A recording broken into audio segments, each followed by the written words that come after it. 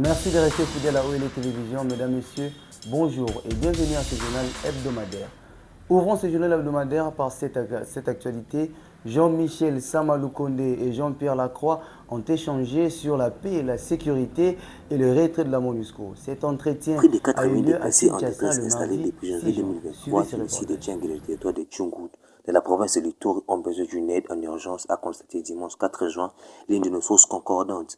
Dans un mémorandum adressé au secrétaire général des Nations Unies en charge du maintien de la paix, Jean-Pierre Lacroix, qui s'est rendu sur place dimanche, le comité local des femmes et des enfants ont demandé à leur hôte de plaider auprès des gouvernements pour que leurs conditions de vie soient améliorées. C'est depuis le 8 janvier dernier que ces déplacés se sont installés sur le site de Djingue après avoir subi des attaques des rebelles Codeco. 6 mois après, ces personnes affirment n'avoir jamais bénéficié d'une assistance en vivres.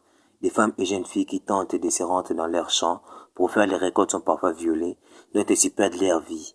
Nombreux parmi les enfants, dont certains ont été tués, ont abandonné le chemin de l'école et les infrastructures scolaires sont détruites par les assaillants, a expliqué l'un des représentants des élèves. À cause des manques de moyens, d'autres ont jugé bon de suspendre leurs études et demandent au numéro 2 de l'ONU de leur faire la plaidoyer auprès du chef de l'État Félix Antoine Tshisekedi Tshilombo. Chers représentants de l'ONU, nous vous demandons de dire au président de la République que nous voulons regagner nos villages avant la rentrée scolaire 2023-2024 et que nos écoles soient reconstruites, a dit le représentant des élèves déplacés devant le micro de la radio onégienne. Jean-Pierre Lacroix a promis de le faire pour mobiliser des ressources nécessaires. Dans un autre chapitre, le retour de la paix en Ituri, c'est ce qu'indique le protocole remis mercredi 7 juin au gouvernement de province. Ce document prévoit une série d'activités qui seront réalisées dans plusieurs entités où ces groupes armés sont actifs. Suivez ce reportage. Comme cela est indiqué dans ce protocole, les groupes armés FRPI, FPIC, Codeco et MAPI, signataires du protocole de paix la semaine dernière à Aru, sont enjoints de libérer les otages et de restituer des biens pillés. Sur ces groupes sont appelés à faire la restitution du déroulement des dialogues d'Aru au niveau des états-majors de FRPI, FPIC, MAPI et Codeco à Djeti, Nyankoundé, Lopa et Guiba du 6 au 12 juin et il est également prévu du 13 au 15 juin la restitution des effets estorqués et la libération de personnes prises en otage par ces groupes armés. Quant à une mission composée de comités provinciaux et territoriaux de suivi, membres de ces milices vont sillonner du 16 au 26 juin dans tous les axes concernés pour évaluer la mise en œuvre des engagements et résolutions du dialogue d'Aru.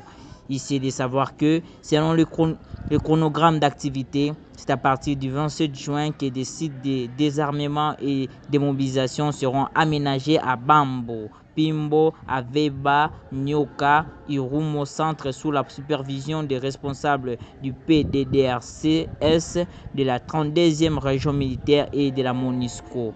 Retenons que c'est en juillet que tous les chefs de secteur, chefferies, groupements et villages ainsi que les déplacés internes qui avaient fui des combats armés vont retourner dans leurs milieux respectifs. D'un chapitre à un autre pour parler de l'économie, un document signé le mardi 6 juin 2023 par le vice-premier ministre, ministre de l'économie nationale, Vital Kamerhe, sur la nouvelle structure des prix des carburants dans les différentes zones d'approvisionnement. Suivez les détails dans ce récit. Signé le mercredi 6 juin 2023 par le vice-ministre, ministre de l'économie Vital Kamerhe, sur la nouvelle structure de prix de carburant dans les différentes zones d'approvisionnement. Le gouvernement justifie cette hausse de prix pour préserver l'équilibre du système d'approvisionnement en produits pétroliers et de renforcer la gestion de la subvention pétrolière en maîtrisant les dépenses fiscales et les coûts budgétaires. À titre d'exemple, les mazout se vendent désormais à 2 985 francs congolais au lieu de 2 845 francs. L'essence est passée de 2 855 francs à 2 995 francs et les prix pétroliers restent stables, soit 2 450 francs. Il s'est de rappeler que cette situation est due notamment à la guerre entre la Russie et l'Ukraine, mais le gouvernement congolais rassure qu'il n'y aura pas de pénurie dans la capitale congolaise. Bouclons ce journal avec cette information concernant Joseph Olengankoyi qui dénonce l'intolérance politique, la multiplication des discours haineux accompagnés des menaces d'atteinte à la vie ce mardi 6 juin 2023. Écoutez, suivez les détails avec ce récit. Comme le dénote ce communiqué, le Conseil national de suivi de l'accord SENSA, en sigle, dirigé par Joseph Oulengankoi, dénonce l'intolérance politique, la multiplication des discours haineux accompagnés de menaces d'atteinte à la vie, l'apparition de phénomènes milices à Kitassa et dans les provinces et le combat entre Teke et Yaka.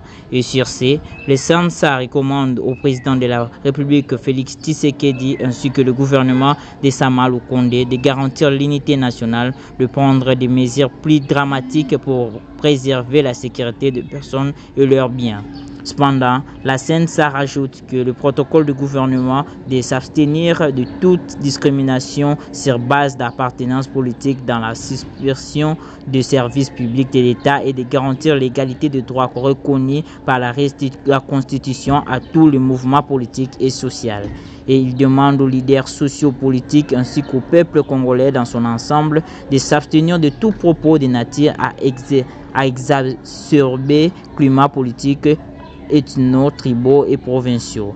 Signalons que le Conseil national de suivi de l'accord et du processus électoral avait initié des consultations avec les leaders politiques de l'opinion dans le but de l'apaisement des esprits, de la consolidation de l'unité, de paix et de la cohésion nationale. C'est la fin de ce journal hebdomadaire. Merci de l'avoir suivi et bonne suite des programmes sur OLE Télévision.